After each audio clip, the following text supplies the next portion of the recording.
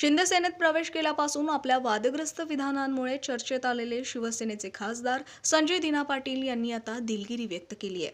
आदी ठाकरेंचे खासदार संजय राऊत यांच्यासोबत शाब्दिक वाद झाल्यानं राज्यात संजय विरुद्ध संजय असा संघर्ष पेटलेला पाहायला मिळाला।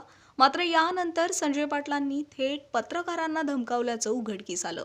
यानंतर स्वतः उपमुख्यमंत्री एकनाथ शिंदे यांनी संजय पाटलांना दिलगिरी व्यक्त करण्याच्या सूचना दिल्या होत्या। यानुसार आता संजय पाटलांनी दिलगिरी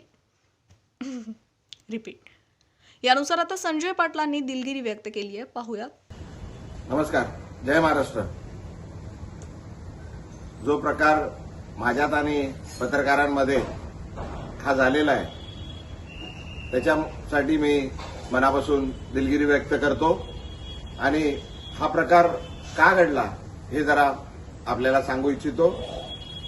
ज्या दिवसापासून मी शिवसेनेत प्रवेश केलाय त्या दिवसापासून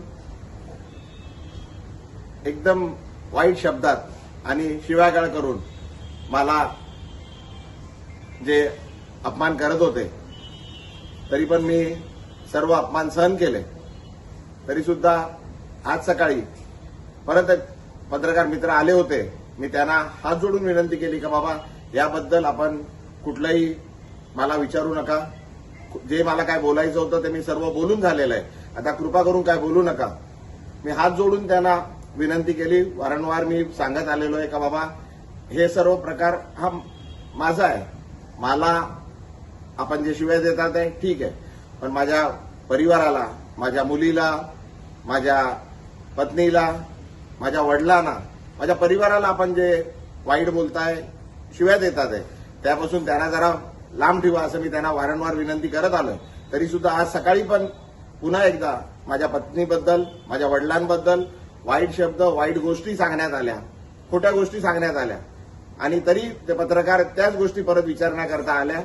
माझ्याकडून त्यांना विनंती करण्यात आली पण त्यांनी न थांबता ते चालू राहिलं। त्याच्यात जरा वाद जरा जास्त झाला।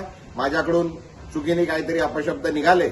मी त्याकरता पुन्हा एकदा त्या पत्रकारांची आणि पूर्ण पत्रकार समूहाची मनापासून दिलगिरी व्यक्त करतो आणि हे का होतंय हे मी आपल्याला सांगितलंय। कृपा करून आपण मी जे केलंय, मी जे प्रवेश केलाय त्याच्यासाठी ठीक आहे। माझ्या परिवाराला, माझ्या मुलीला, माझ्या परिवाराला, माझ्या पत्नीला, माझ्या वडिलांना जे हयात नाहीये, माझ्या आईना आणि माझ्या पूर्ण परिवाराला याच्यापासून जरा लांब ठेवा अशी आपल्याला विनंती करतो। धन्यवाद। जय हिंद, जय महाराष्ट्र।